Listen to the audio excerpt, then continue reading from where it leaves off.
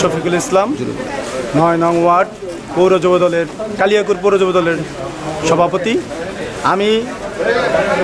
আমি যখন দেখতে পারলাম আমাদের এই অঞ্চলে আমাদের ৯ নম্বর ওয়ার্ডে যত্রতত্র ময়লা আবর্জনা পড়ে আছে, তার জন্য আমি আমার নিজের উদ্যোগে হয়ে আমার ছেলেপেলেদের নিয়ে নিজস্ব অর্থায়নে নিজস্ব চেষ্টার মাধ্যমে আমি এই কার্যক্রম শুরু করেছি। আমি ইতিমধ্যে আরও কয়েকটি রাস্তাঘাটও নিজের উদ্যোগে মেরামত করে দিয়েছি।